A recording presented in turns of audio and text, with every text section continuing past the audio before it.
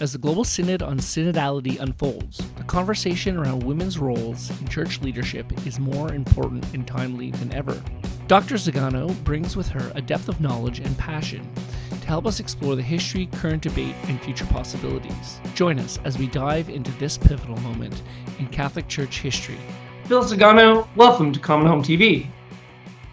Well, it's great to be here and good to see you again, Matt. Great. I guess my first question when we sort of try to make this framework is, how do you interpret Pope Francis's distinction between the Petrine principle for ministry and the Marian principle for women in the church? And what impact does that distinction have on women's role in both management and ministry? Well, first of all, it's not his distinction. It's a distinction made by a former Jesuit, actually, Hans Urs von Balthasar. And it's been widely criticized. I don't know why the Pope has picked it up, but what it means is the Petrine ministry, more specifically, is the Pope's ministry, but it extends to the ministry of bishops, priests, and male deacons. And his understanding seems to be that the Petrine ministry does not have any room for women. It's difficult, and I guess that leads into the second question on the Synod and Cardinal Fernandez's recent comments at the Synod on the ongoing role of women and the study in the church. Do you see his comments as push towards management rather than ministry? And by ministry, I mean sacramental ministry. Or do you see it as a step forward, as a new path? Is this sort of breaking the convention of opening up in a different way to release women into more roles of a ministry that can be preached? Well, management, in the broadest sense, is a sort of ministry. But formally speaking, ministry to the Vatican means ordained ministry, sacramental ministry. And I've written that the church seems to be leaning more towards including women in managerial positions, and not ministerial positions, that is, sacramental ministerial positions. Now, Cardinal Fernandez the other day, speaking to the Synod, gave the report of Group 5. No one really knows who the members of Group 5 are. It's the only one of 10 study groups that does not have its members named or identified. But Cardinal Fernandez actually spoke differently from his prepared remarks. He said, well, we all know what's in the Holy Father's mind. We all know what he thinks about this, but we feel the question is not yet mature. And so there's basically, he said, there's room for more study to develop the question. The question, of course, being the restoration of women to the ordained diaconate. And if you talk about management and ministry in those terms, it's apples and oranges. Management doesn't apply. When we're talking specifically about ministry, sacramental ministry, ordained ministry, we're talking at this point about the restoration of women to the ordained diaconate, which was requested by 9 of 12 language groups in the Amazon Synod in 2019. It was a discussion point in the first Instrumentum Laboris, and that's very important because the Instrumentum Laboris specifically, the documents relative to the Instrumentum Laboris said that there will be no discussion of doctrine. So the restoration of women to the diaconate is not a doctrinal question. It's simply a matter of praxis. So to take it off the table in the second Instrumentum Laboris, I'm told that the Holy Father simply did not want the Synod to be taken over by the singular discussion of women in the diaconate. But I think that since the only one of 18 or 20 issues that was brought up by the first iteration of the Synod in October of 2023, the only one that's marked urgent is the question of women in the church and in society. And my understanding and my feeling and my belief is that if we don't ratify the statement of the church that women are made in the image and likeness of God, that women can image Christ, then we have no business. The church has no business talking about the way women are treated in the world or in the church. Well, the question also arose, I've heard people talk. Well, they're kind of happy that at least there's still further study, but we've seen so much study, and yourself included, as such an esteemed scholar in this issue.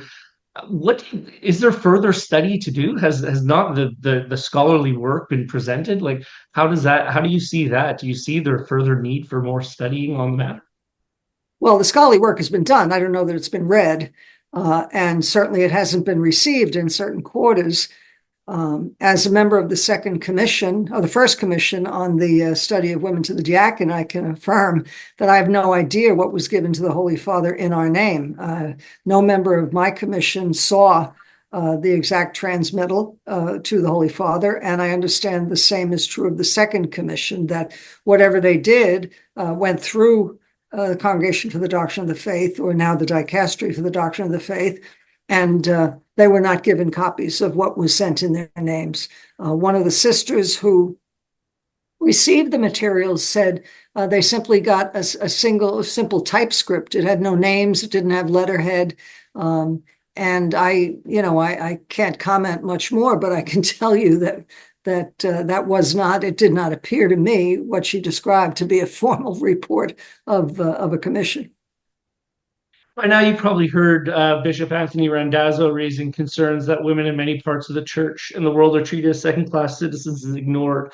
And she stresses that people who push for women's ordination to the diaconate in the global north, or I would say the west, often overshadow the more pressing issues of women's dignity and inclusion, especially among the marginalized.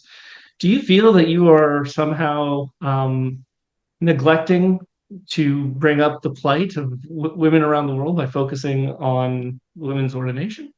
Well, I think Bishop Randazzo is wrong, and I have written him to tell him that, because, as I just said, until women are returned to the ordained ministry of the diaconate, until a woman is standing next to the Holy Father proclaiming the gospel in St. Peter's Square, vested as an ordained deacon, the church has no business talking about the other problems of women in the world, because in effect, in my mind, the church is creating the problems that it decries. If the church, I want to know what are the reasons, and I've said this, tell me no. If the answer is no, if there is some kind of a doctrinal reason why women cannot be restored to the ordained diaconate, then state that and give me the reasons why.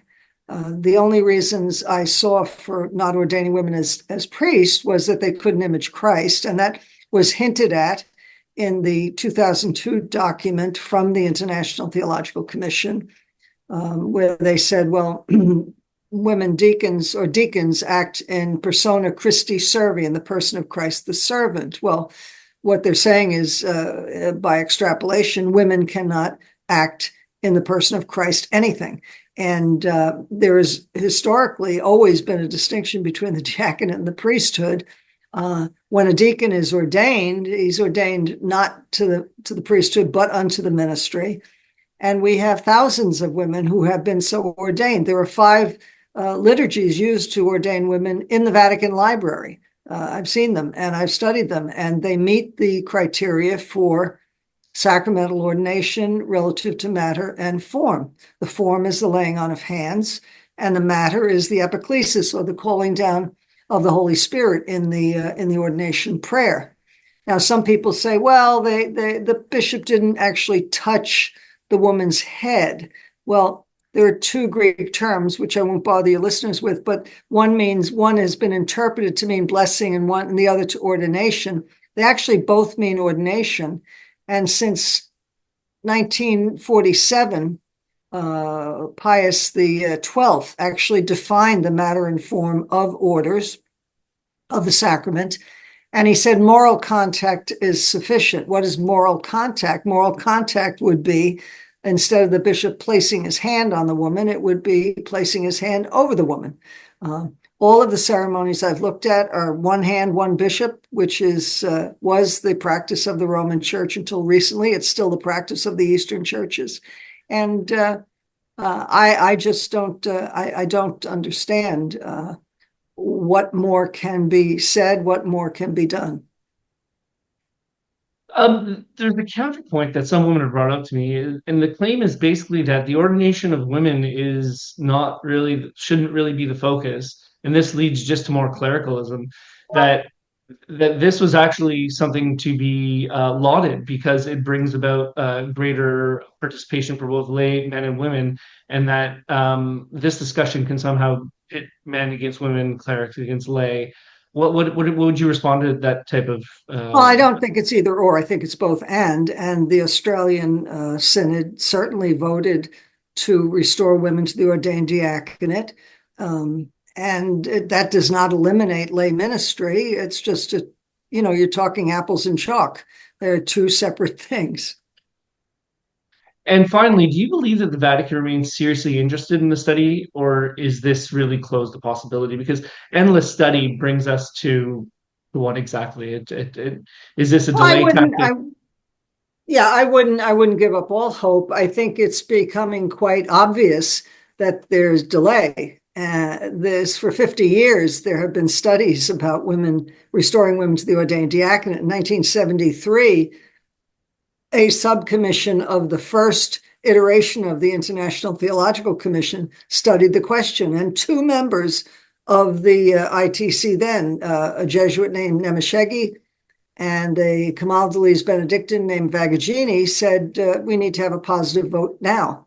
In 1987, Vagagini was asked to present before the Synod of Bishops, and he said the same thing. There's no reason not to ordain women as deacons and give them all of the ministries and functions of the diaconate, including altar service. And I think that's where the problem is, because we actually still have on the books rules or laws, liturgical laws, that forbid women to enter the sanctuary. It's called Musicum Sacrum, 1967. If you have a choir that includes women, it may not sing from inside the sanctuary. Well, that's keeping women on the other side of the altar rail, away from the holy. I think there's a terrible history of confusion about the cleanliness of women. Women are historically seen, really only since the Middle Ages, as unclean, and so it's all mixed up with that. In terms of endless study, I think people are getting fed up. People are walking away, and that is, I think, the opposite of the kind of evangelical focus the Holy Father would like. It certainly is not reflective of the gospel. Well, Phyllis Zagano, thank you so much for joining us on Common Home TV.